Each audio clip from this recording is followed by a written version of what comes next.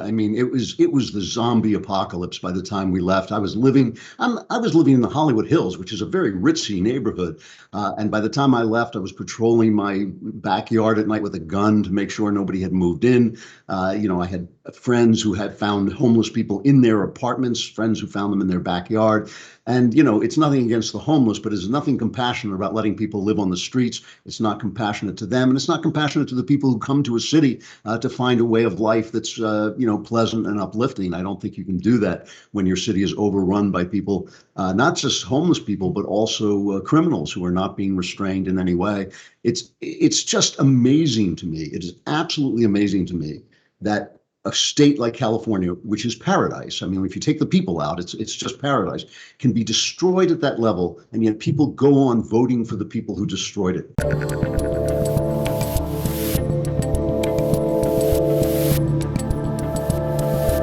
I'm Dave Rubin, and joining me today is the host of the Andrew Klavan Show on the Daily Wire, as well as author of the brand new book, A Strange Habit of Mind, Andrew Klavan. Welcome back to the Rubin Report. Great to see you, Dave.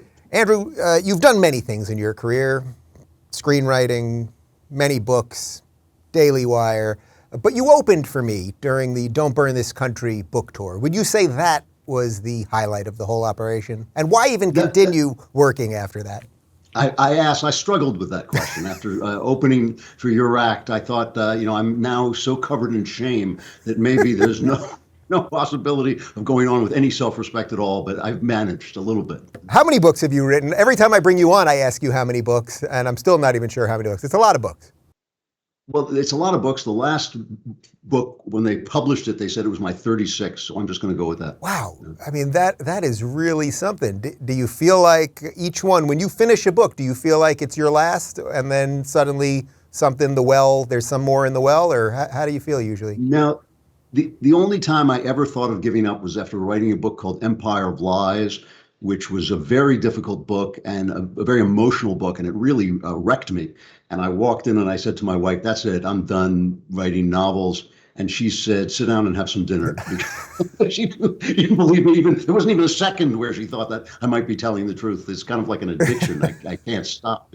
All right, so I want to get into the book, and so we just got a copy this morning. So in full disclosure, I have not read it yet, but I've read the synopsis here.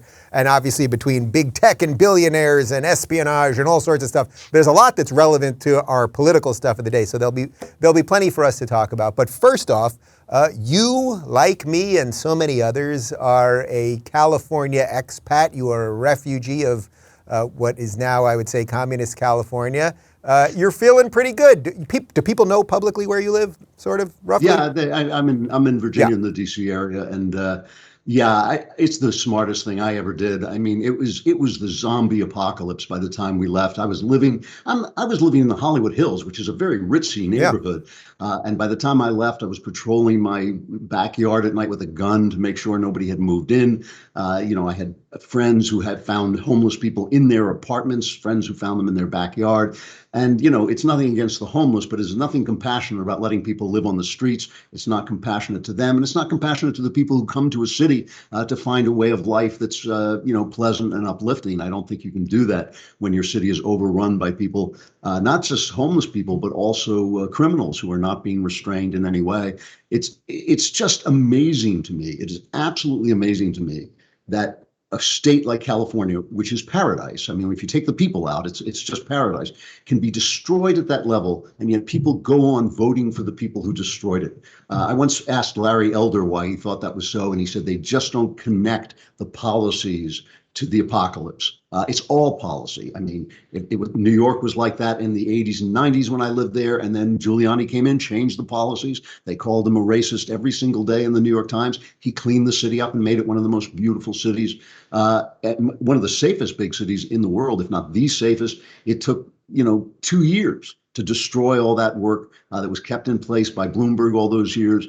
Took just 2 years of left-wing policies to destroy it. It's hard to understand why people will not turn the corner. I don't know whether it's the feeling of virtue that leftism gives them, but I'm just so happy to be out of that place. It was absolutely disgusting by the time I left. Do you see any hope? Because, we had a couple dinners in LA before you left first, wisely, and then I followed a couple months later. But all of our friends left.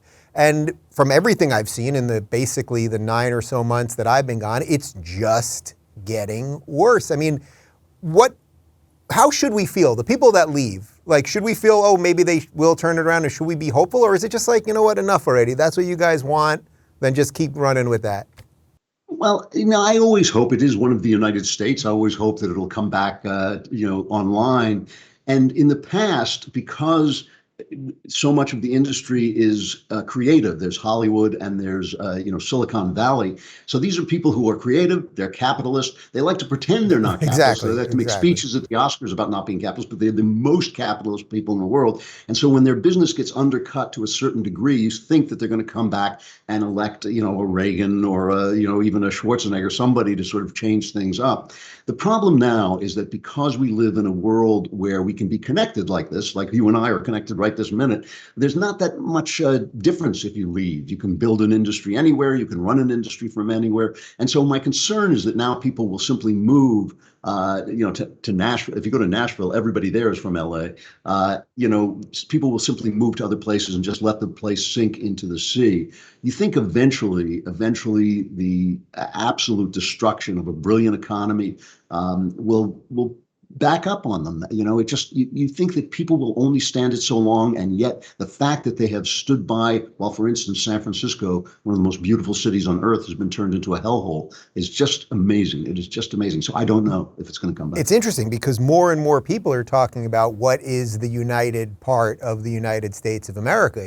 It's like, I keep saying it, but I honestly feel like I moved to a different country, not to a different state, but to a different country. And that, I guess, that leaves us with the question of what makes us united. And I think there's a lot of, conservatives or whatever you want to call broadly people on the right that are just like, there's nothing left. There's nothing left, and that's it.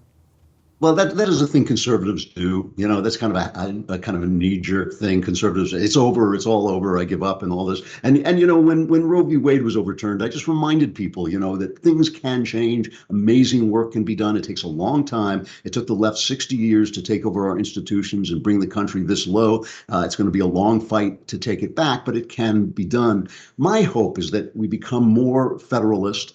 We let the states independently become laboratories of democracy, try different things, and that as we do that, the good ideas will spread. The alternative scenario to that is we become more federalist, we split apart, and eventually we find ourselves at each other's throats. But I hope that's not going to happen. In fact, one of the things that I hope will help is the repeal of Roe v. Wade. I hope that because of that, cultures are going to form that attract and repel people. And I think that, right now it's the economy. People go places for the jobs. They go places to get away from the homeless and from the crime. But soon people are going to go places to live with other people like themselves. And as one way of living works better than others, I think maybe more states will turn over. We'll see. I should tell you that here in Miami, I did finally see one person with a Charlie Crist sign. And I almost knocked on their door and offered them free mental health services for a year. It's like, what are you doing? You're here in heaven. And you've got the Charlie Crist sign. That's the big fear, that they'll bring California with them. If you're looking for more honest and thoughtful conversations about politics instead of nonstop yelling, check out our politics playlist. And if you want to watch full interviews on a variety of topics, watch our full episode playlist, all right over here. And to get notified of all future videos, be sure to subscribe and click the notification bell.